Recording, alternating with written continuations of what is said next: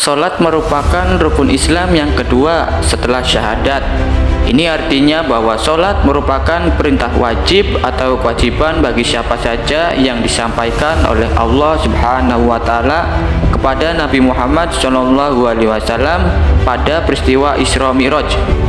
Perintah salat 5 waktu merupakan hasil negosiasi besar Nabi Muhammad SAW kepada Allah Subhanahu wa taala yang sebelumnya memerintahkan salat sebanyak 50 kali sehari. Meski hanya 5 waktu, namun tak sedikit umat Islam yang belum tergerak untuk memenuhi kewajiban tersebut. Padahal jika sholat 5 waktu dilaksanakan dengan baik, maka tidak hanya kebaikan akhirat saja yang akan didapatkan, tetapi juga untuk kebaikan di dunia. Ternyata banyak sekali manfaat sholat bagi kehidupan manusia di dunia, utamanya yang berkaitan dengan kesehatan yang sudah ditemukan oleh para ilmuwan. Berikut beberapa manfaat dari setiap gerakan sholat yang kita lakukan. Yang pertama, gerakan takbiratul ihram. Pada gerakan ini, kita diminta untuk berdiri dengan tegak atau saat kondisi normal, mengangkat kedua telapak tangan sejajar telinga dengan posisi telapak tangan terbuka atau tidak menggenggam. Kemudian, melipat tangan dan meletakkannya di depan perut atau dada bagian bawah. Pada pergerakan ini, otot bahu akan meregang, sendi-sendi juga bergerak. Gerakan ini ternyata membantu memperlancar aliran darah segar yang kaya akan oksigen, getah bening, menguatkan otot lengan, serta mencegah terjadinya gangguan pada persendian. Selain itu juga dapat memperlancar peredaran darah, juga bermanfaat merangsang titik-titik akupuntur yang ada di telapak kaki, karena posisi ini membuat tertekan sempurna oleh berat badan. Gerakan yang kedua yaitu gerakan ruku.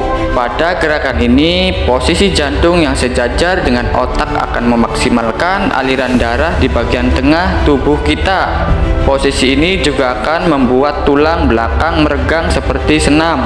Insya Allah, posisi ini akan membuat tulang belakang terhindar dari pengapuran, terawat kelenturannya, dan juga membantu mengoptimalkan aliran darah sehingga dapat terus terjaga kesehatan dan fungsinya sebagai penyangga tubuh dan pusat syaraf. Kemudian, untuk posisi kedua tangan yang bertumpu pada lutut akan membuat relaksasi otot, khususnya otot bahu hingga ke kaki. Gerakan ruku ini juga melatih kemih untuk mencegah gangguan prostat. Gerakan yang ketiga yaitu i'tidal. Gerakan setelah ruku atau membungkuk ini ditengarai mampu melancarkan pencernaan. Ini akibat semacam senam perut, yakni dari membungkuk kemudian ke posisi tegak saat kaki sujud, memberi efek pijat pada rongga perut.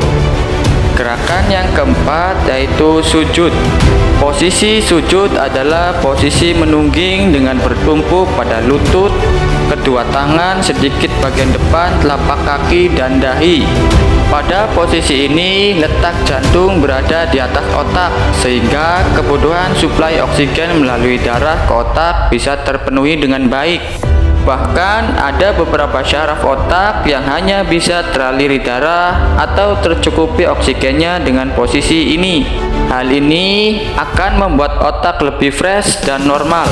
Kondisi ini pernah diteliti seorang profesor biologi di Universitas Edward di Austin, Amerika Serikat, yang kemudian membuatnya memilih untuk memeluk Islam. Selain itu, pada gerakan ini juga memompa aliran getah bening ke leher dan ke ketiak. Gerakan ini juga menghindarkan seseorang dari gangguan wasir. Khusus untuk ibu-ibu, posisi ruku dan sujud sangat baik untuk kesuburan dan kesehatan organ kewanitaan. Gerakan yang kelima yaitu duduk iftirosi dan tasyahud dengan tawaruk. Posisi duduk iftirosi dan tasyahud terjadi penekanan di dinding perut sejajar dengan ginjal, sehingga ginjal lebih terjamin fungsinya secara normal. Gerakan ini juga membuat badan bertumpu pada pangkal paha yang mengakibatkan terjadinya relaksasi otot syaraf pangkal paha. Tekanan vena di atas pangkal atau ujung kaki juga mengakibatkan darah memenuhi telapak kaki. Kemudian, kelenjar keringat juga akan menjadi aktif akibat bertemunya lipatan paha dan betis sehingga membuat syaraf dan otot lebih lentur, bekerja seimbang, dan melancarkan peredaran darah di kaki. Posisi ini juga akan melenturkan lutut, betis, dan juga jari kaki. Jika dilakukan dengan benar, posisi ini pun sangat baik untuk kesehatan reproduksi bagi pria yang disebabkan adanya penekanan sesaat posisi tumit pada kandung kemih atau uretra, kelenjar kelamin, prostat, maupun saluran vas deferens yang berfungsi sebagai saluran sperma. Gerakan yang keenam atau gerakan yang terakhir yaitu gerakan salam. Pada gerakan akhir sholat ini, seperti halnya peregangan dalam olahraga, maka akan terasa otot di sekitar leher lebih rileks. Gerakan ini juga membantu melancarkan aliran darah di kepala, menjaga kekencangan kulit wajah akibat tarikan atau peregangan saat menoleh, dan juga membantu mengurangi sakit kepala. Selain memberi dampak sehat secara jasmani atau fisik, sholat juga mampu memberi dampak sehat secara rohani. Bagi orang awam, kesehatan rohani dimaknai secara sederhana dengan kondisi hati dan atau pikiran yang tentram, nyaman, penuh dengan rasa bahagia, rasa syukur, sabar, optimis atau jauh dari kecemasan, kegelisahan, rasa pesimis, kufur, dan juga kesedihan.